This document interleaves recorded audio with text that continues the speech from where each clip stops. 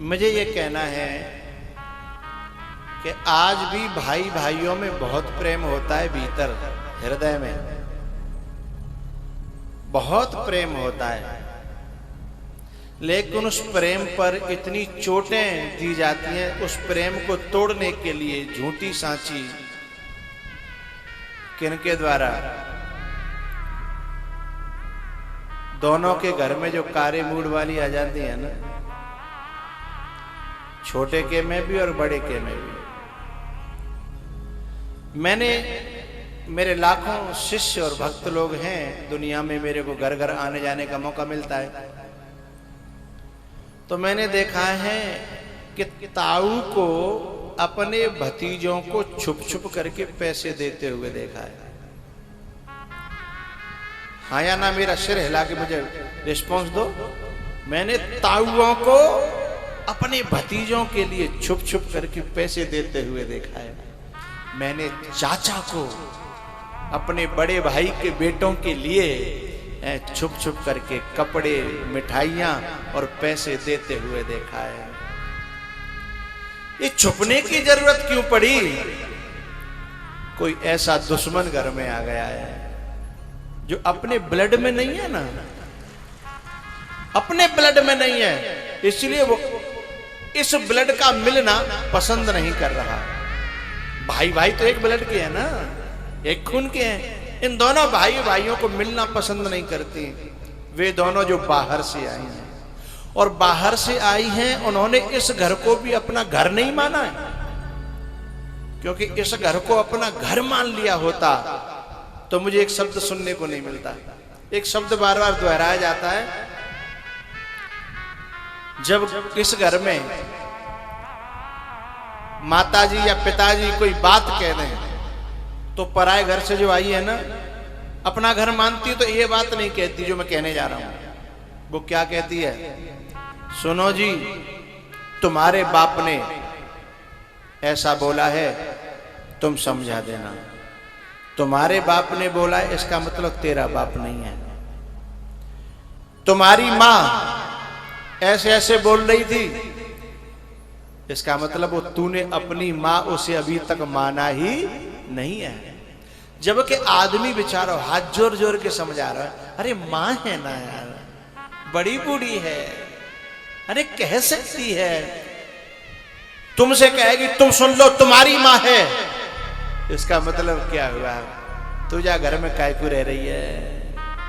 केवल पैसा बटोरवे के लिए, केवल सोने चांदी की चीजें इकट्ठी करवे के लिए हैं? केवल जो कुछ आ रहा ता धरवे के लिए तू आई है? मां तेरी है, बाप तेरा है, और माल खजाना, अरे बोलो करो भाई, मेरा है, उसके लिए तू आई है। आज भी भाई भाई के दिल में जब कोई प्रसंग आता है ना, तो भाई से भाई के लिए हिलोरें उठने लगती हैं, रहा नहीं जाता। मैंने तो बच्चों को कुछ देते हुए तो देखा ही है, मैंने तो बहुत से भाई भाइयों को भी छुप छुप के मिलते हुए देखा है, अपनी बहन से छुप छुप के मिलते हुए देखा है, अपनी बहन के लिए छुप छुप के वस्तुएं, चीजें देते हुए मैंने देखा है। लेकिन कहता है कोई बड़ी बहन है या छोटी बहन है तो कहेगा जीजी अपनी भाभी को मत बताना। नहीं, मैं कलेजा मेरे खूने पी जाएगी, अपनी भाभी को मत बता देना।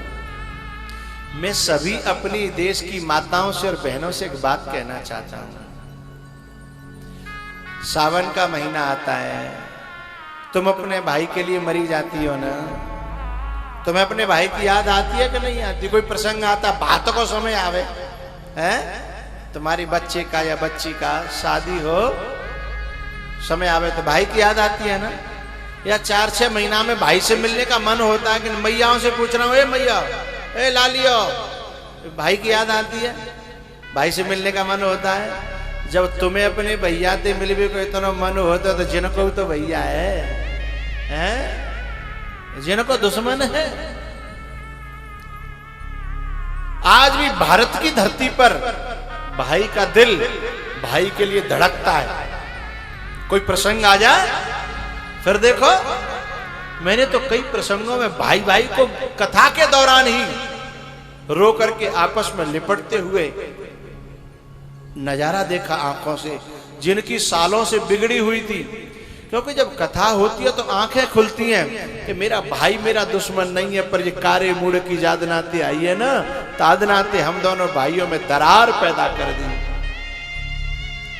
अभी कहां जलेसर के पास में हमारी कथा हो रही थी ना, एक भक्त परिवार हमसे मिलने आया आगरा का। आगरा का जब परिवार मिलने आया तो उस परिवार में कई सालों से आपस में भैया भैया में इतनी दरार थी जिसका कोई पार नहीं। अब के आकर के वो दोनों भाई और उनका बाप तीनों प्राणी मुझसे मिलने आए, पत्नियों को नहीं लाए एक भी। और तीनों जब आए तो इतने रोए और बोले गुरुजी ऐसा आशीर्वाद दो कि हम में एक है जाए, हम एक है जाए। अब यहाँ एक आए हम छुपके मिलके, छुपके आए हम उनके सामने तो एक जगह बैठ भी नहीं सकते। भाई भाई में फूट का यदि श्रेय जाता है तो ये माताओं को जाता है। ये कलंक माताओं के माथे पर है, भाई भाई की फूट का। और नहीं तो एक सज्जन तो कह रहे थे कि यदि 4 भाई हो चाहे 5 हो चाहे 10 हो, यदि शादी एक के अलावा दूसरे की नहीं होए तो बिना में यारो साजो होगा ही नहीं। यदि दूसरी आ गई तो 6-6 5-5 बांट देगी, 2 आ गई ना तो 4-5 बांट देंगे, 4 इधर 5 इधर 5 इधर 5 इधर।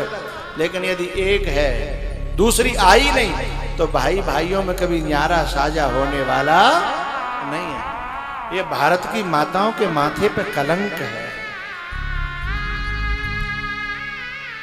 भाई पे गैर कोई अकड़े, भाई को गुस्सा आए।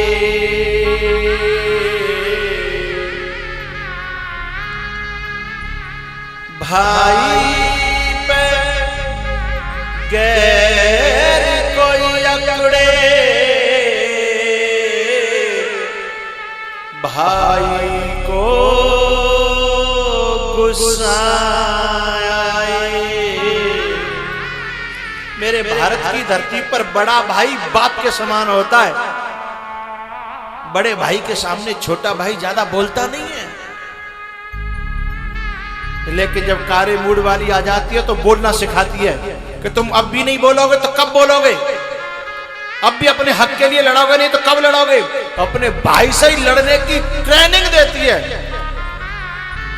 और 1 आधा घंटा नहीं देती। जब भी मौका मिलता ट्रेनिंग चालू, जब भी मौका मिलता ट्रेनिंग चालू।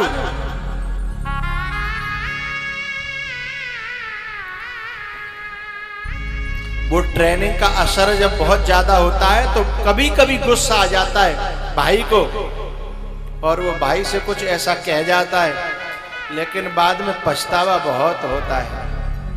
मैं अपने भारत की धरा के इन सभी नवयुवकों से एक बात कहना चाहूंगा, छोटो या बड़ो भाई तुमते कुछ गलत कह जाए तो यूं समझना कि मेरा भाई कह रहा है ना, जवान भाई की है, बोलने वाला तो उसके भीतर से कोई और है। जवान भाई की है, केवल भाई नहीं बोल रहा। भाई तो बाद में रोता है कि मुझसे ऐसे कैसे मैंने कह दिया। अबे 24 घंटा काऊ के कान पे हैं कुटरी कुटर कुटरी कुटर कोई लगे रहेगा तो नेका तो दिमाग खराब हो ही जाता है ना। तो जब कुछ गलत हो जाए, निकल जाए छोटे भाई से या बड़े भाई से, तो उसे समझना कि ये भाई नहीं बोला, जवान केवल भाई की थी, ये तो कोई और बोल गया। जो मेरा ब्लड नहीं था वो बोल गया है, जो इस घर का खून नहीं है वो बोल गया है। इंतजार करना और थोड़ा सा वक्त देना, थोड़ा सा प्यार देना, तुम्हारा भाई किसी दिन हकीकत आकर के तुमसे उगल देगा हैं कि मेरा मूड खराब कर दिया था, मेरी बुद्धि खराब कर दी। भैया मैं ऐसा नहीं कहना चाहता था। मौका देना, उस बात को गांठ मत बांध लेना कि जाके जितना दुश्मन है गो नहीं। समय समय आने पर वो रोएगा, जरूर रोएगा, क्योंकि तुम एक कोख के हो ना। तुम एक खून के हो, एक घर के हो, एक अन्न खाया है तुमने, हैं? तुम एक माँ की गोद में खेले हो, तुम लड़े हो, आपस में झगड़े हो, पर दिल में तुम्हारे दरारें नहीं हुई।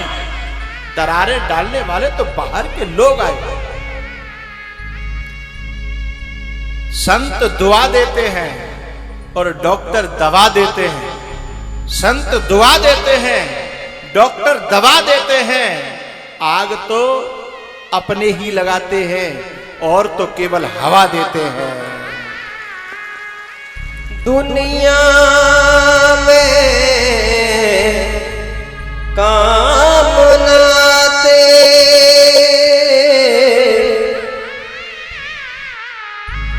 दुनिया में काम नाते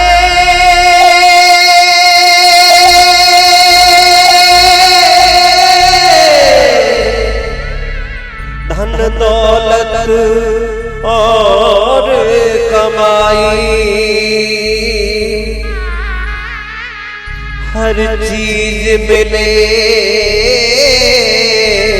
दोबारा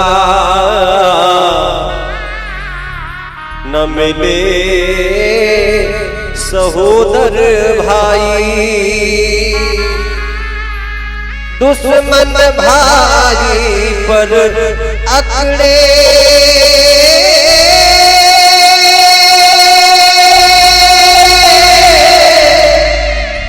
तो भाई को गुस्सा आए। दुश्मन भाई बन जाए उसे कौन बचाए। माताओं के लिए मुझे एक बात कहनी है लास्ट में, बात समझ में आए तो जीवन में धारण करना, तुम्हारी काम बन जाएंगे। मुझे एक बात बतानी है बस। कभी कभी क्या होता है कि अपने देवर के संग पड़ोस से लड़ाई हो जाती है और अपने पति को गुस्सा आते हुए देखती है तो शांत करती है, अरे तुम क्यों जा रहे हो, वो करेगा भरेगा, तुम्हारी बात तो मानता नहीं है, तुम क्यों जा रहे हो, तुम बैठो घर, कहीं नहीं जाओगे। अपने देवर में और पड़ोस में लड़ाई हो रही है और अपने पति को रोक रही है। लेकिन मैं उस माँ से एक बात पूछना चाहता हूं, एक तेरा छोटा सा नन्ना सा भाई तेरी मायके में पिट रहा हो, तेरे को फोन आ जाए, तू यहां से भी भागने को तैयार क्यों होती है? यहां से भागने को तैयार होती है, तू तो वहां भी नहीं है, हैं? और तू उसके बड़े भाई को अपने घर में पकड़ के रोक रही है। आत्मौपम्येन सर्वत्र समम पश्यति यो अर्जुन। माताओं के सोचना चाहिए कि जब मेरे भाई के प्रति इतना लगाव हो सकता है तो इन भाई भाइयों में भी अपना एक लगाव होता है। उस लगाव का दुश्मन नहीं बनना चाहिए। कई बार तो ऐसे ऐसे लोग मेरे पास आते हैं, इतना आकर के रोते हैं कि गुरुजी मैं तो न पत्नी का भला हूं, न भाई का भला हूं और न मां का भला हूं। न तो पत्नी का भला, न मां का भला, न भाई का भला, मैं क्या करूं? ऐसे पेचीदा उसकी जिंदगी को फंसा दिया जाता है कि बेचारा कुछ कर नहीं पाता। तो मैं ये कहना चाहता हूं कि मां भी नारी है, पत्नी भी नारी है और बहन भी एक नारी है। झगड़े तो इन तीनों में होते हैं, और बेचारा फंसता है इनके बीच का एक इंसान, फंसता है इंसान। बहन कहती है मेरा भाई है, पत्नी कहती है मेरा पति है, और माँ तो कहती है कि मैंने तो जन्म दिया था, अब मेरो तो जामे कछू हाथो ही ना। तीनों आपस में थोड़ा सा समझ लें तो शायद घरों में नरक जो हो रहा है ना, वो नरक हट करके स्वर्ग आ जाए।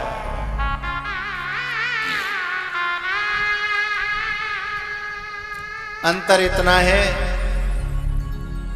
कि जब नारी अपने स्वार्थ के लिए, अपनी इच्छाओं की पूर्ति के लिए बुराई दूसरों में ढूंढती है, उस समय वो नारी नहीं होती, राक्षस होती है।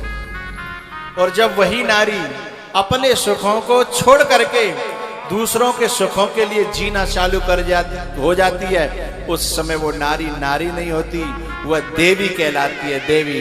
हाँ?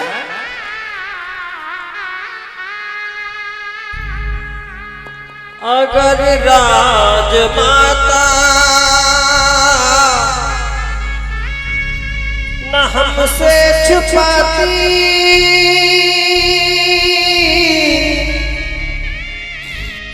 तो भाई से अटूट भाई चारा न जाता। करल जैसा भाई मारा न जाता। करल जैसा भाई मारा न जाता। समय का तो अभाव है, लेकिन मेरा मन कह रहा है कि इस प्रसंग को मैं थोड़ा सा और खोलूं। राजस्थान की एक छोटी सी घटना है। दो भाई थे, आपस में बड़ा प्यार करते थे, बड़ा प्यार करते थे। दोनों की शादी हुई, थोड़े दिन हुए बच्चे पैदा हुए, और जो पत्नियां आई थी आपस में एक दूसरे के दिमाग को खूब भड़काती, लेकिन उनके प्रेम में कभी भी कमी नहीं आई। एक दिन क्या हुआ, जब इनके बच्चे थोड़े थोड़े बड़े हुए, एक दूसरे के यहाँ खेलने के लिए जाने लगे, तो दोनों माताएं एक दूसरे के यहाँ बच्चे को जाने से रोकने लगी और उनकी बुराइयां गिनाने लगी कि तेरी चाची यूं है, तेरी चाची खराब है, तेरी चाची बहुत बुरी है। और चाची कहती है कि तेरी ताई सही नहीं है, तेरी चाची ताई ने मेरे साथ ऐसा किया, ऐसा किया, वैसा किया। खुद ने जो किया है वो याद नहीं रहता, लेकिन दूसरे ने जो किया है वो बहुत ज्यादा याद रहता है और बढ़ा चढ़ा करके याद रहता है। दोनों नारियों ने अपनी अपनी संतान में बीज बोना चालू कर दिया। और सुनिए, ऐसा नियम है प्रकृति का कि प्रकृति में तो धरती में तुम बीज बोओगे तो अपने आप उपजेगा, उपजावे के लिए कुछ करवे की जरूरत नहीं है, और बस पानी मिलता रहे तो फिर वह बढ़ावे के लिए कुछ करना ना, वो अपने आप बढ़ेगा। बस बीज डाल दिए दोनों ने दुश्मनी के, और ये दोनों की संतानें ने, बड़ी बहन तो आपस में लड़वे लग गए, और लड़वे लग गए तो इतनी दुश्मनी आ गई कि बोला चाली बंद। लेकिन ये दोनों भाई आपस में फिर भी छुप छुप के मिलते रहे, ये कह के सोच सोच के कि भैया बालक लिंग लड़ाई में अपन को कालेनो देनो है, अपन तो एक संग जन्मे, एक संग मरेंगे, एक संग रहे हैं। अब औलाद है, इन नारियों ने आकर के इसमें इनमें बीज डाल दिए बैर के। लेकिन बड़े भाई ने कहा कि भैया यदि जी औलाद ऐसे ही पनपत रही बैर को बीज इनमें, तो काउदना आपस में लड़ लड़ के मर जाएंगे और दुनिया तमाशा देखेगी। कछु कोशिश करो। तो छोटा भाई कहता है कि आज की संतान बड़े बूढ़ों की मानती भी तो नहीं है, हम करें तो करें का। बड़े बूढ़ों को तो पागल मानते हैं, बेवकूफ मानते हैं, यूं कहते सठियाए गए, हम कैसे उन्हें समझाएं। भैया फिर भी कोशिश करो। ये दोनों एक दूसरे को, इन बच्चों को मिलाने की कोशिश करते हैं, लेकिन वे घरवारी है ना, जितनी जी कोशिश करते हैं बाद दुगनी वो अपना बैर बो देती हैं। आखिरकार इनमें इतना बैर बन गया कि एक दूसरे के खून के प्यासे है गए, एक दूसरे के खून के प्यासे हो गए और बोला चाली बंद हो गई। एक दिन क्या हुआ, जो बड़ा भाई था ना बूढ़ा, इसी गम में उसको अटैक आ गया और वो खत्म हो गया। इस दुख में, क्योंकि बड़े बूढ़ों को जब अच्छा लगता, जब उनको परिवार भरो पूरा एक जगह रहे, तब उनकी आत्मा की खुशी का ठिकाना नहीं होता। और यदि अपनी औलाद में जब दुश्मनी होती है तो बड़े बूढ़ों को इससे ज्यादा कष्ट बिना रोटी मिले या न मिले, कपड़ा पहरवे को मिले या न मिले, पर औलाद एक जगह रहे, औलाद प्रेम से रहे, एक दूसरे की मदद करे, तो बड़े बूढ़ों को बहुत अच्छा लगता है। इस दुख में वो मर गया बेचारा बुढ़ा। जैसे वो मरा, खबर फैली तो जो छोटा भाई था ना, वो एकदम दौड़ा, लेकिन उसकी संतान ने पकड़ करके उसे किवाड़ों में बंद कर दिया। बोले हमारी दुश्मनी है, खबरदार तुम उधर गए तो हमारी दुश्मनी है उनसे।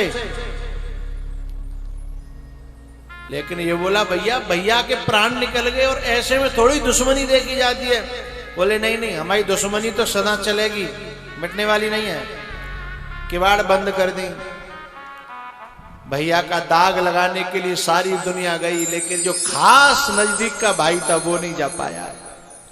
और इन औलाद ने, नालायकों ने क्या किया, ताले में बंद कर दिया 13 दिन आगे ले। बोले जब बिल्कुल वो भंडार और कार्य वगैरह है जागो, बाकी बाद निकालेंगे, नहीं तो ये चला जाएगा। अब तो सारी दुनिया दरवाजे पे आ रही जा रही और ये अपना कमरे में ताले में बंद। बहुत रोता है बूढ़ा।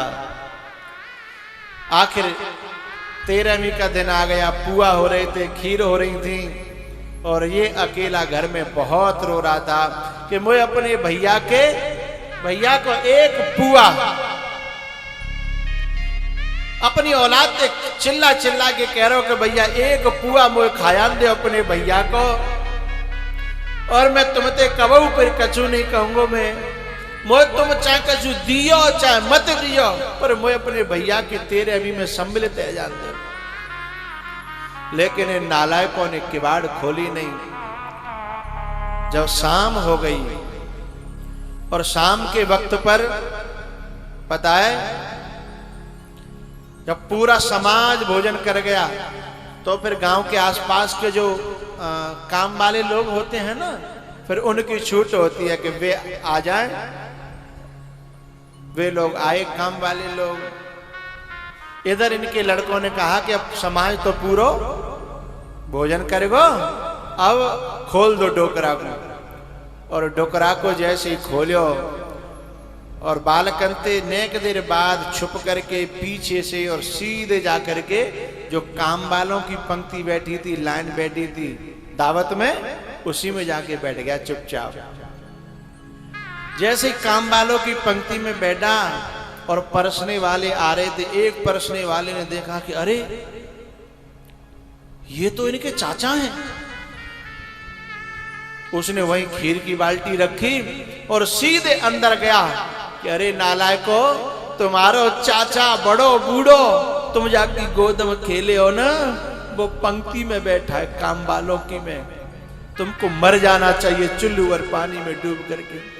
एकदम वे खून तो खून होता है ना, एकदम वे पांचों जो लड़के थे ना, वे पिघल गए। बोले चाचा, क्योंकि आपस में औलादों में बैर के बीज थे।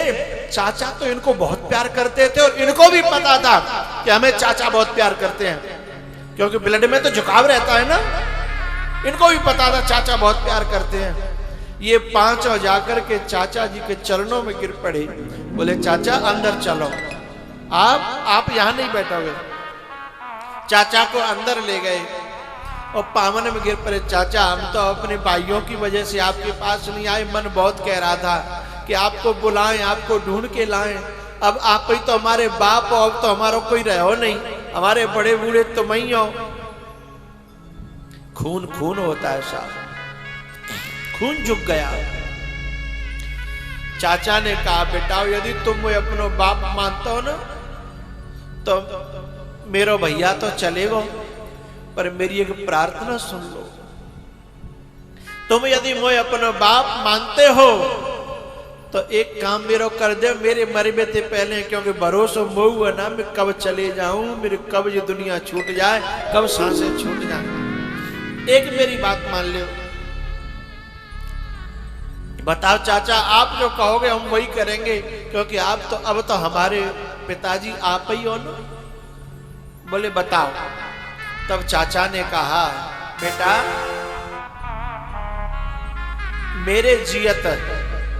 मेरे जियत केवल इतनो कर दो कि तुम नेक झुक जाओ। और वे तो मेरे पुत्र तो नालायक है ही, लेकिन तुम मेरे संग चलो और नेक झुक जाओ। मैं तुमने एक करने के बाद फिर मरूंगो तो चैन से मर जाऊंगो नहीं, लेकिन मैं न तो चैन से जियो और न चैन से मर पाऊंगा। इन पांचों ने कहा चाचा चाहे वे अब हमें मार दें, पर अब हम अपने बाप की बात को टालेंगे नहीं। और ये पांचों पुत्र अपने चाचा के साथ चल दिए और इन पांचों ने जाकर के उनके घर पे और जाके सीधे पावन में गिर पड़े। अब पाँव में गिरेंगे तो कोई नार थोड़ी काट देगा, कुलाड़ी दे हैं। अब जैसे ये पांचों जब पावन में गिरे तो उन्होंने उठा लिया और इन्होंने जब हाथ जोड़े और चाचा ने कही नालायको अब पावन में गिर पड़े हैं, अब तो गले ते लगाए ले, अब कब के ले बैठे हो तुम एक करवे के ले, मेरा भैया चलेगा और मैं कब दिन चले जाऊंगा। यदि नेको मेरो अंश तुम में होए तो इनको क्षमा करो और अपने गले पे लगाओ।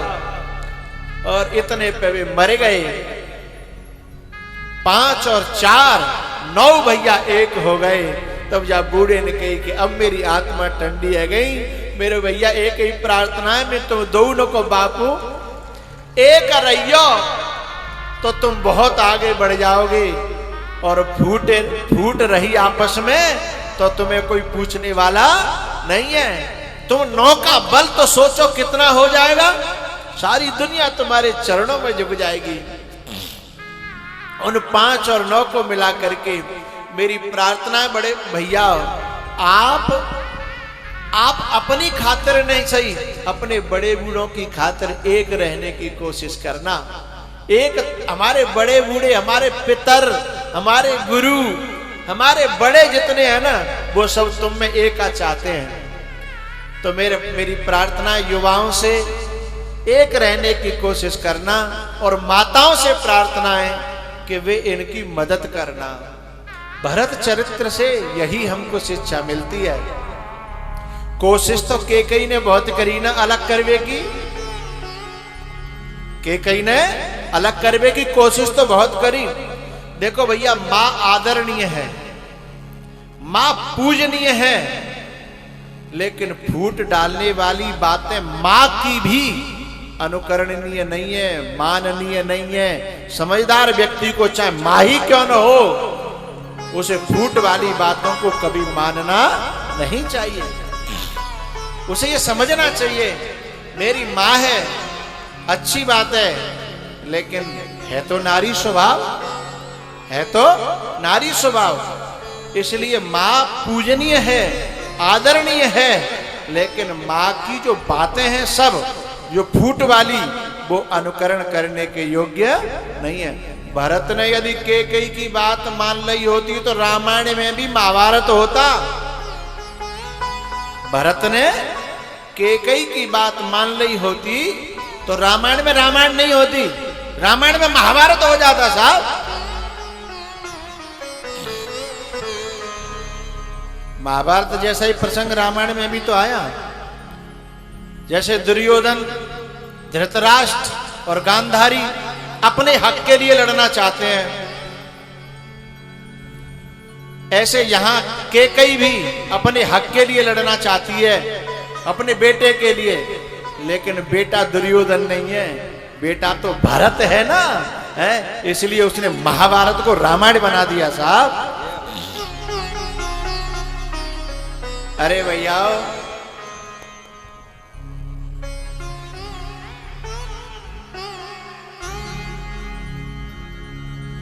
जोरू जमीन जर से करता है क्यों मोहब्बत।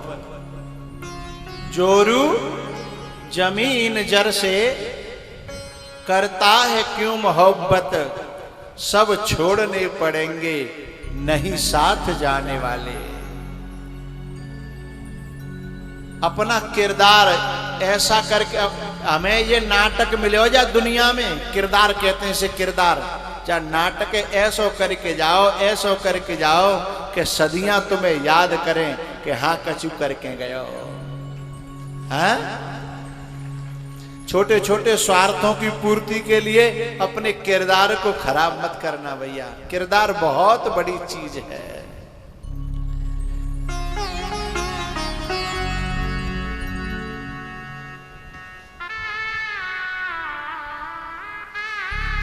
कुछ काम करते जाना,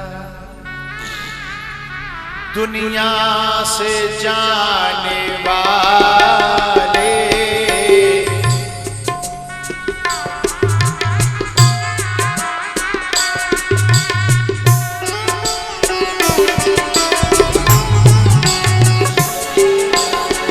कुछ काम करते जाना,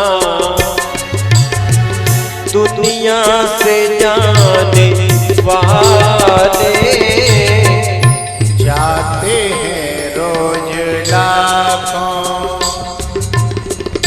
जाते हैं रोज लाखों, बेकार खाने वाले जाते हैं रोज लाखों।